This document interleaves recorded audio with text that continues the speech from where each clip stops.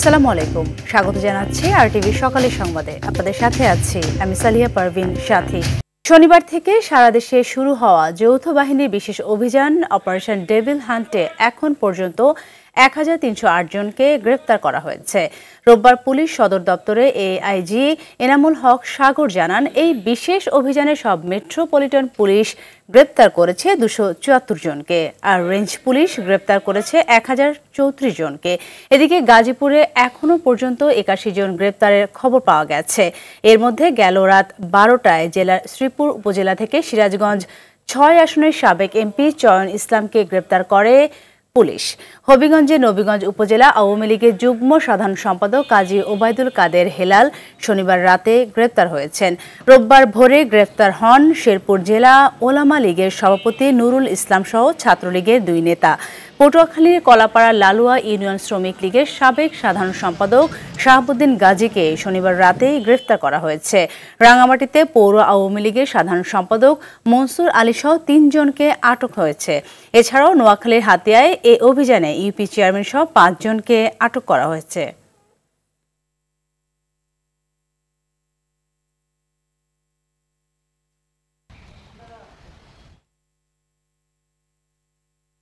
দর্শক, এ বিষয়ে আরো জানাতে গাজীপুরের কালিয়াকৈর থেকে সরাসরি যুক্ত হচ্ছেন সহকর্মী কামাল হোসেন বিপ্লব। বিপ্লব, গাজীপুরে এমপি চয়ন সহ ৮১ জনকে গ্রেফতারের খবর পাওয়া গেছে, তো এই বিষয়ে আর কি কি তথ্য আছে আপনার কাছে?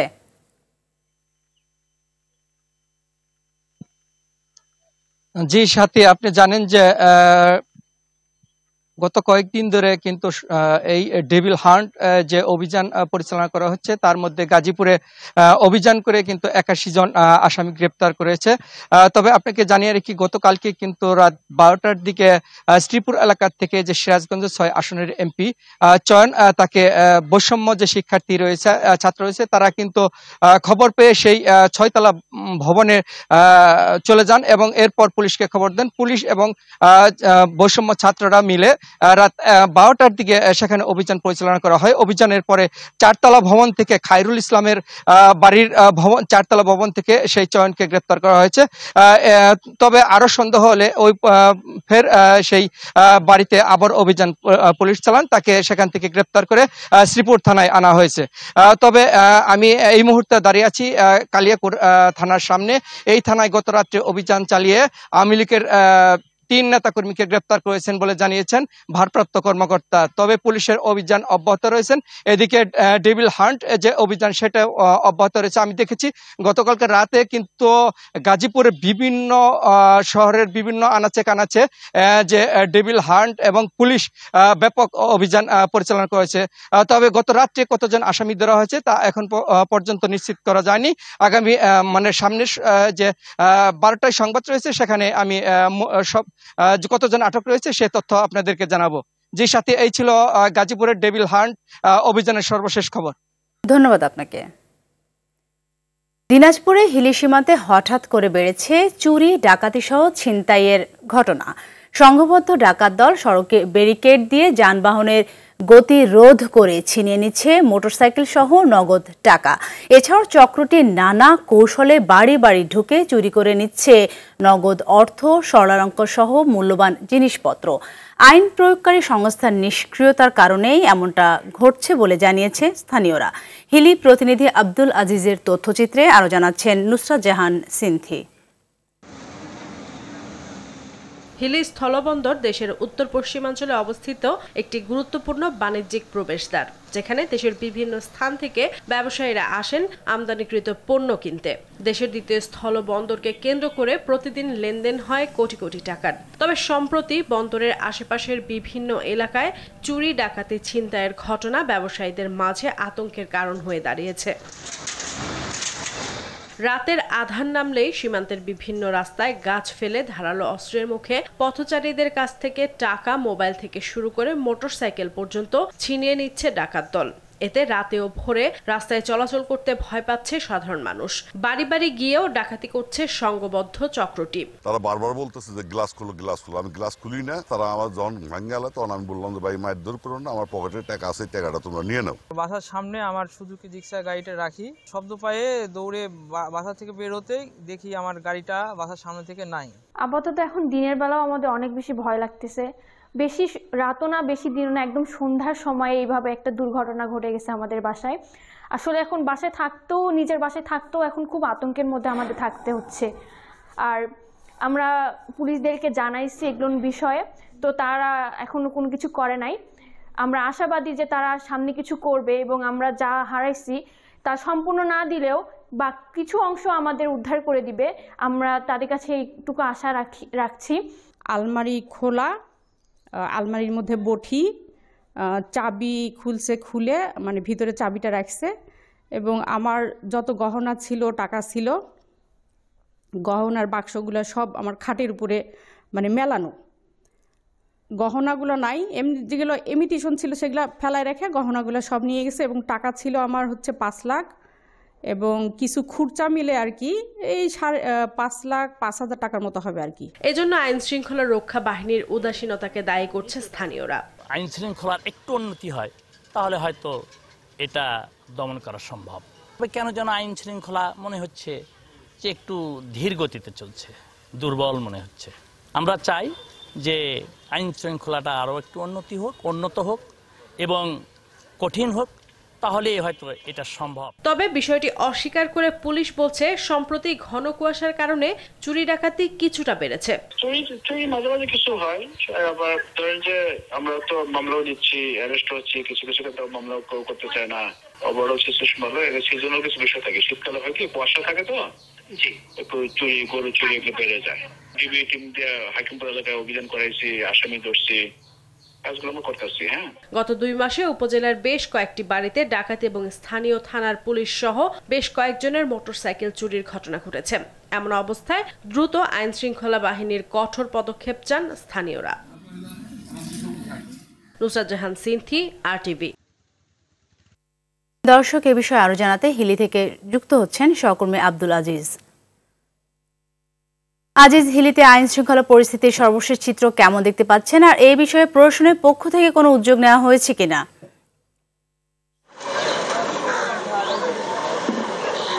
জি সাথী, আপনি যেমনটি বলছেন, আসলে 5 আগস্টের পর থেকে আমরা যেমনটি দেখেছিলাম যে হিলি স্থলবন্দর এলাকায় এবং হিলি সীমান্তবর্তী এলাকায় পুলিশের পাশাপাশি বিজিবির সদস্যরা কিন্তু টহল দিচ্ছিল, কিন্তু তারপর থেকে কিছুদিন পর থেকে সেই রকম আর কোনো প্রকার টহল নেই বলে আমরা যেমনটি সাধারণ মানুষের কাছ থেকে আমরা জানতে পেরেছি। তবে যেহেতু সীমান্তবর্তী এলাকা হওয়ার কারণে এখানে কিন্তু সেনাবাহিনীর টহল না থাকলেও বিজিবির টহল থাকাটা খুব জরুরি বলে মনে করছে এখানকার সাধারণ নাগরিকরা।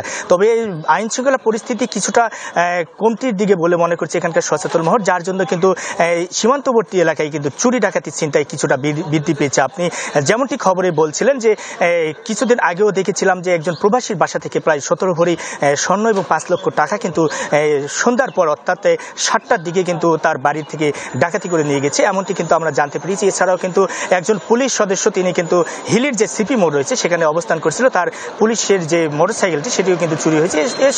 এসব কিন্তু বেশ কিছু কিন্তু ছোট বড় অনেকে কিন্তু চুরি ডাকাতির চিন্তায় কিন্তু ঘটতেছে এবং রাত হলেই অর্থাৎ 9টার পর থেকে কিন্তু ডাকাতের সংঘবদ্ধ দল তারা কিন্তু বিশেষ করে হিলি স্থলবন্দরের যে প্রধান সড়ক রয়েছে সেখানে তারা গাছের গুড়ি ফেলে দিয়ে তারা কিন্তু ডাকাতি করছে। এতে কিন্তু সাধারণ মানুষ কিন্তু অনেকটাই আতঙ্কের মধ্যে রয়েছে। সাধারণ মানুষ বলছে যে পুলিশ প্রশাসন যদি কঠোরভাবে যদি নজরদারিটা করতো এবং টহলটা বৃদ্ধি করতো সেক্ষেত্রে কিন্তু চুরি ডাকাতির মতন ঘটনা কিন্তু অনেকটাই কমে যেত। সেই সঙ্গে সংঘবদ্ধ যারা ডাকাত রয়েছে, ডাকাত দল রয়েছে, তাদেরকে সিসিটিভি ফুটেজ থেকে অনেক সময় তারা কিন্তু চিহ্নিত করা হয়েছে, কিন্তু তাদেরকে এখন পর্যন্ত না ধরার কারণে লোকজনের মনে কিন্তু একটা আতঙ্ক বিরাজ করছে। তবে পুলিশ প্রশাসন যেটি বলছে যে তারা যে ঘন কুয়াশার কারণে কিন্তু মূলত এবং আবহাওয়াজনিত কারণে কিন্তু এই ডাকাতের ঘটনাটি কিন্তু ঘটে থাকে। তবে তারা সর্বদাই কিন্তু সচেষ্ট রয়েছে, তবে খুব দ্রুত তারা অন্যান্য যেসব ডাকাত রয়েছে তাদেরকে ধরবে এমনটি কিন্তু তারা আমাদেরকে জানিয়েছে। তবে এখন পর্যন্ত জনগণের মধ্যে কিন্তু অনেক আতঙ্ক বিরাজ করছে, প্রশাসনের কঠোর নিরাপত্তা না থাকার কারণেই মূলত এমনটি হচ্ছে বলে মনে করছে এখানকার সচেতন মহল। তো সাথে এখন পর্যন্ত কিছুটা চুরি ডাকাতি বেড়েছে, তবে প্রশাসন নজরদারি যদি দেয় সেক্ষেত্রে কিছুটা কমে আসবে। তো এই ছিল আমার কাছে দিনাজপুরে হিলি থেকে চুরি ডাকাতির ঘটনা নিয়ে এবং প্রশাসনের পরিস্থিতি নিয়ে সর্বশেষ। ধন্যবাদ আপনাকে। দেশের বর্তমান পরিস্থিতি নিয়ে নিজেদের অবস্থান তুলে ধরতে প্রধান উপদেষ্টা অধ্যাপক মোহাম্মদ ইউনূসের সঙ্গে দেখা করবে বিএনপি। সন্ধ্যায় প্রধান উপদেষ্টার সরকারি বাসভবনে যমুনায় এই বৈঠক অনুষ্ঠিত হওয়ার কথা রয়েছে। বৈঠকে বিএনপি নেতারা প্রধান উপদেষ্টার সঙ্গে দেখা করে দেশের সার্বিক পরিস্থিতি নিয়ে দলের অবস্থানের কথা তুলে ধরবেন। এর আগে শুক্রবার দলের চেয়ারপারসনের রাজনৈতিক কার্যালয় স্থায়ী কমিটির জরুরি বৈঠকে এমন সিদ্ধান্ত নেওয়া হয়। বৈঠকে ধানমন্ডি ৩২ সহ সারা দেশে অগ্নিসংযোগ, ভাঙচুর, সংস্কার কমিশনের প্রতিবেদন ও সমসাময়িক রাজনীতি নিয়ে আলোচনা হয়। এসব বিষয়ে দলের অবস্থান তুলে ধরতে প্রধান উপদেষ্টার সঙ্গে বৈঠকের সিদ্ধান্ত নেওয়া হয়েছে বলে জানা যায়।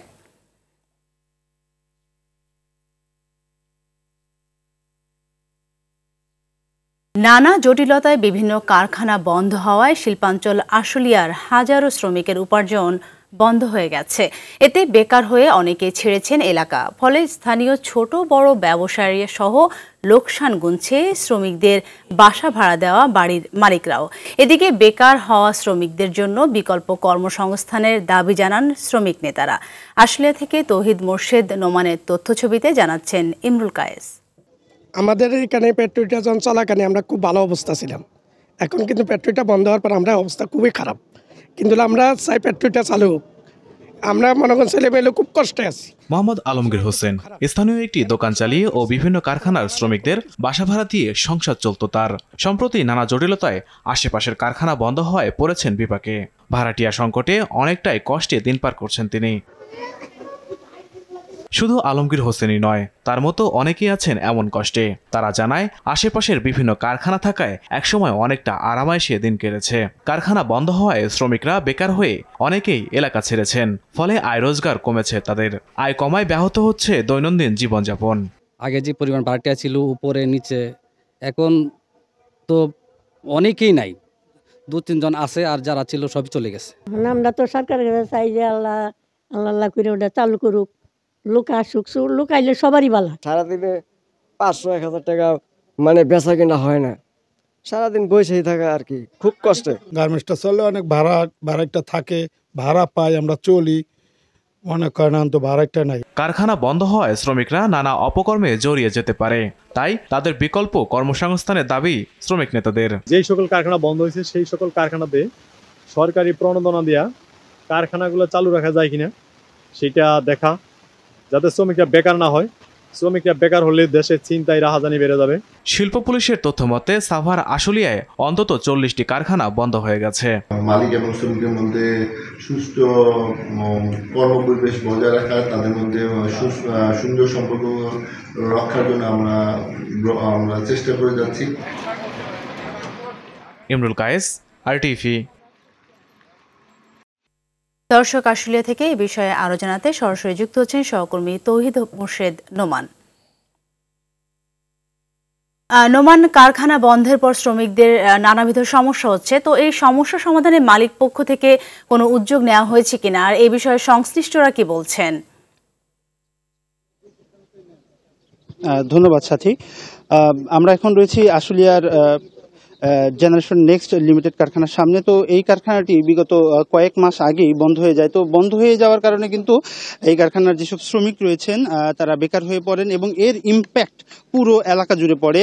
তাতে দেখা যায় যে যেসব বাড়িওয়ালারা তারা ভাড়া দিয়ে জীবন ধারণ করতেন, যেসব ব্যবসায়ীরা এই কারখানার শ্রমিকদের উপর নির্ভরশীল ছিলেন, তারা কিন্তু সম্পূর্ণরূপে ধরাই যায় যে বেকার হয়ে গিয়েছেন। তো এই রকম অন্তত 40টি কারখানা পুরো শিল্পাঞ্চল একে বিগত কয়েক মাসের চলমান অস্থিরতায় কিন্তু বন্ধ হয়ে গিয়েছে। যদিও শ্রমিক অসন্তোষের শেষ হয়েছে, শ্রমিক অসন্তোষ এখন আশুলিয়াতে তেমন নেই বললেই চলে, এটি একটি পজিটিভ বার্তা। তো তারপরেও এই বন্ধ কারখানার যেসব শ্রমিক রয়েছে তাদের কিন্তু নতুন কোনো কর্মসংস্থান হয়নি।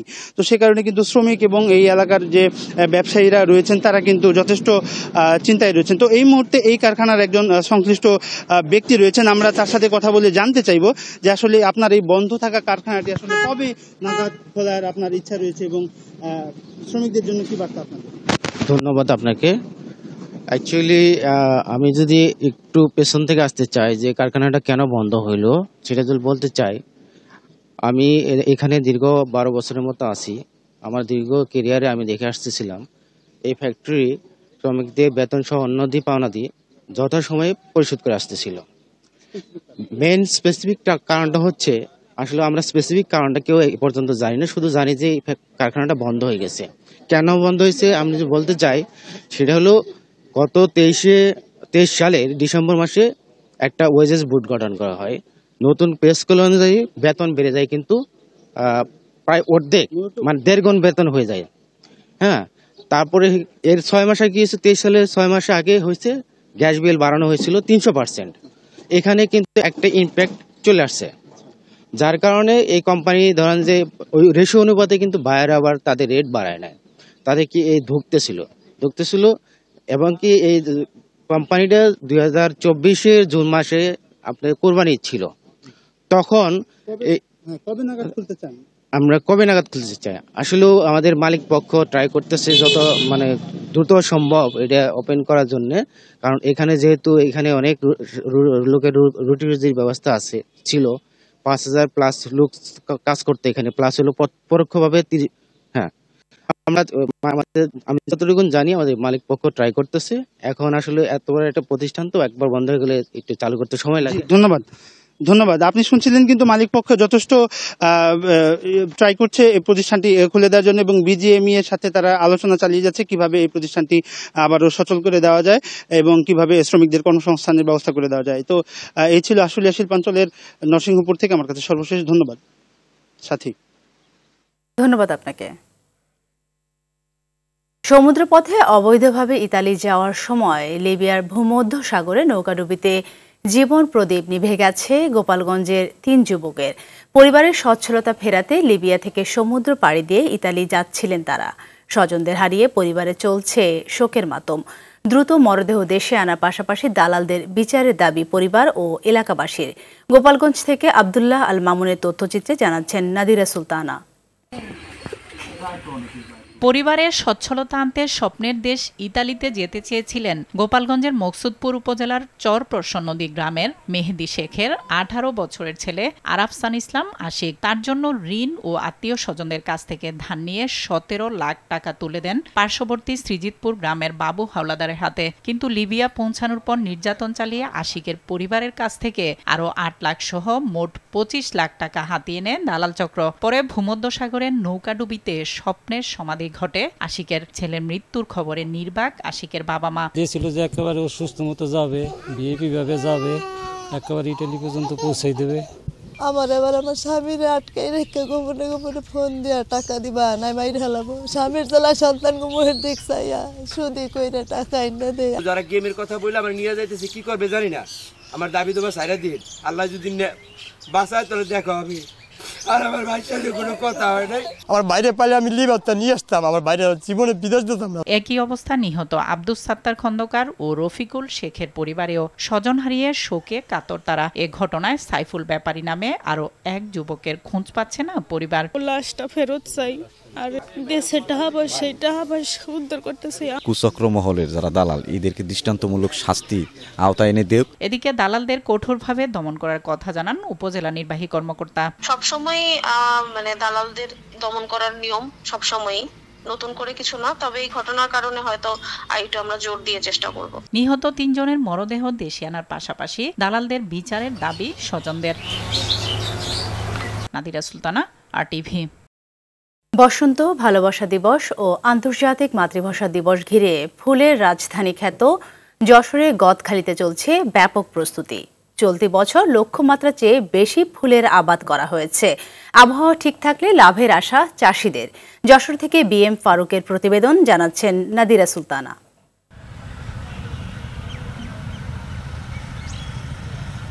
তিনটি দিবস সামনে রেখে ফুল গাছের পরিচর্যায় ব্যস্ত সময় পার করছেন যশোরের গদখালির চাষিরা। এবছর লক্ষ্যমাত্রা বাড়িয়ে 635 হেক্টর জমিতে ফুল চাষ করা হয়েছে। আবহাওয়া অনুকূলে থাকায় ফুলের উৎপাদনও বেশ ভালো হয়েছে। সারা বছরই ফুল বেচা কিনা করি। মূলত আমাদের শীতের সিজন 14 ফেব্রুয়ারি একটা আছে, বসন্তের উৎসবের একটা আছে, এই জন্য প্রস্তুতি নিচ্ছি এই বাগানটায় আপনার ফুল ফোটানোর জন্য। 14 ফেব্রুয়ারি, 21-এ আর আছে বসন্ত দিবস। এই 3টে দিবসে যদি ফুল ভালো বেচা কিনা হয়, দাম ভালো পাই, তাহলে আমরা লাভবান। আর আমরা চেষ্টা করছি ফুল ভালো রাখার জন্য, ভালো করার জন্য, বেশি হওয়ার জন্য। যদি সর্বনিম্ন এর দাম 10 থেকে 12 টাকা হলে আমরা লাভবান হব।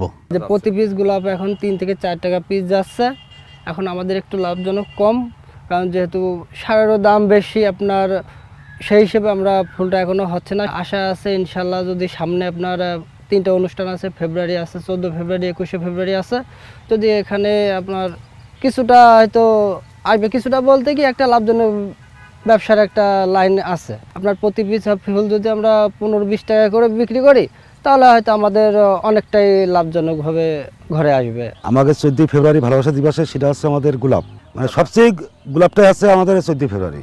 লাইন ভালো আছে, এখন শীতের পরে নির্ভর করবে সব কিছু। যদি শীত চাপ দেয় চেপে যায় তাহলে দেখা যাচ্ছে আমাদের ফুল ফুটতে পারবো না আমরা, আর যদি না গরম পড়ে তাহলে আমরা ফুল ফুটতে পারবো। উৎসবকে বরণ করার জন্য আমাদের প্রাথমিকভাবে আমরা ফুলের পরিচর্যা শুরু করেছি, যাতে আমরা পহেলা ফাল্গুন এবং 14 ফেব্রুয়ারি এটা পেতে পারি। সেই জন্য আমাদের পরিচর্যা, ফুল ক্ষেতের পরিচর্যা চলতেছে এবং আশা করছি হয়তো ভালো দাম পাবো। কোনো অনুষ্ঠান না থাকার কারণে একটু কম, তবে সামনে আমরা জানুয়ারি ফেব্রুয়ারি অর্থাৎ পহেলা ফাল্গুন এবং 14 ফেব্রুয়ারিকে মাথায় রেখেই আমরা আবার আমরা যারা কৃষক তারা আসলে কখনো থেমে থাকি না, কোনো না কোনোভাবে কোনো না কখনো আমাদের হয়তো একটা উৎসব সামনে আসে, সেই জন্য আমরা আমাদের মতো করে প্রস্তুতি নেওয়ার চেষ্টা করি। লাভ লোকসান আমরা এখন হিসাব করব না, আমরা যেহেতু আমাদের সামনে সময় আছে 14 ফেব্রুয়ারি, 21শে ফেব্রুয়ারি, তো ওইটার দাম যদি আমরা পাই তাহলে বুঝবো যে না আমাদের এবার লস হয়নি, লাভও হয়েছে। গদখালিতে এবার ফুলের উৎপাদন বেশি, এতে লাভবান হওয়ার আশা চাষিদের। আর সারা দেশে গদখালির ফুলের চাহিদা থাকায় এরই মধ্যে আসছেন ব্যাপারীরা। সম্ভাবনাময় ফুল সেক্টরে ফুল সারা বছরই উৎপাদন হয় এবং ফুল কম বেশি সারা বছরই বিক্রি হয়। ফুলের রাজ্য থেকে এই অঞ্চলে উৎপাদিত ফুল সারা বছর সারা দেশে সরবরাহ হয়ে থাকে। আগামী যে মূল 3টে অনুষ্ঠান, বসন্ত, ভালোবাসা এবং 21শে ফেব্রুয়ারি, এই উপলক্ষ করে আমাদের এই অঞ্চলের কৃষকরা মোটামুটি প্রস্তুত। তারা ফুল উৎপাদন করে পরিচর্যা করে আগামী অনুষ্ঠানকে ঘিরে যাতে বেশি মূল্যে ফুল বিক্রি করতে পারে সেইভাবে প্রস্তুত হয়েছে। আমরা আশা করছি যে সারা বছর ফুল বিক্রি হলেও অনুষ্ঠানকে ঘিরে এই অঞ্চল থেকে শতাধিক কোটি টাকার ফুল আমাদের এই অঞ্চল থেকে বিক্রি হবে। ফুলের উৎপাদন বাড়াতে কৃষকদের পরামর্শ দেওয়ার কথা জানান কৃষি কর্মকর্তা। এবছর প্রায় 630 হেক্টর জমিতে ফুলের আবাদ হয়েছে, বিভিন্ন ধরনের ফুলের আবাদ হয়েছে। তার মধ্যে গ্ল্যাডিওলাস, গোলাপ, জারবেরা, রজনীগন্ধা উল্লেখযোগ্য। যারা ফুল প্রেমীদের ভিতরে গোলাপের একটা ব্যাপক চাহিদা রয়েছে। তো এই গোলাপ ফুলটি আবার পুরা যদি প্রস্ফুটিত হয়ে যায় সেক্ষেত্রে কিন্তু কাস্টমারের কাছে তেমন চাহিদা থাকে না। তো এই ক্ষেত্রে আমরা কৃষি সম্প্রসারণ বিভাগ কৃষকদেরকে এই ফোটা যাতে একটু বিলম্ব হয় সেই টেকনিক কাটানোর জন্য ফুলগুলোতে আমরা কলি অবস্থায় ক্যাপ পরানোর পরামর্শ দিচ্ছি এবং সুষ্ঠু এবং সুন্দরভাবে বাজারজাত করানোর জন্য যে সমস্ত পরামর্শ দরকার আমরা মাঠ পর্যায়ে থেকে তাদেরকে সেই পরামর্শ দিয়ে আসছি। অতিবৃষ্টির ক্ষতি পুষিয়ে নিতে ফুল বিক্রি করে চাষিরা লাভবান হবেন বলে আশা সংশ্লিষ্টদের। নাদিরা সুলতানা, RTV। গেল সরকারের আমলে চাকরিচ্যুত পুলিশ সদস্যদের পুনর্বহাল ও বাংলাদেশ পুলিশ বাহিনী থেকে স্বৈরাচারী সরকারের দোসরদের অপসারণের অবস্থান কর্মসূচি পালন করে বিভিন্ন মেয়াদে চাকরিচ্যুত পুলিশ সদস্যরা গেল রাতে প্রেস ক্লাবের সামনে অবস্থান কর্মসূচি পালন করে তারা। চাকরিচ্যুত পুলিশ সদস্যরা জানান, বিগত সরকারের আমলে স্বল্প অপরাধের দায়ে বিভিন্ন মেয়াদে তাদেরকে চাকরিচ্যুত করা হয়। এ সময় অন্তর্বর্তী সরকারের দৃষ্টি আকর্ষণ করে বিশেষ বিবেচনায় চাকরিতে পুনর্বহালের দাবি জানান তারা। হেডকোয়ার্টার আমাদের আশ্বস্ত করছে যে তোমাদের পুনর্বহাল করব, কিন্তু এই হেডকোয়ার্টারে কিছু বেনজিরের দোসর আছে, আওয়ামী লীগের দোসর আছে, তাদের কারণে আজও পর্যন্ত আমাদেরকে পুনর্বহাল করা হয়নি। বেনজিরের যে দালালেরা ওদের অবৈধ আদেশ মানে না বিদায় আমাদেরকে এক একজনকে এক এক পায়তারা করে বাড়িতে পাঠাইছে। এই ক্যাটাগরি করে আমরা 2200 মানুষ সবাই এখন কর্মহীন। এই চাকরির আশা দিয়ে রাখছি বিদায় আমরা আগে যে কাজ করতাম বা করতাম এগুলা বন্ধ করে দিচ্ছি। সবাই আমরা অসহায়ের মতো ঘুরে বেড়াচ্ছি রাস্তায়। সকালের সংবাদ এই পর্যন্তই। মধ্যাহ্নের সংবাদ দুপুর 12টায় দেখার আমন্ত্রণ রইল। ধন্যবাদ সবাইকে।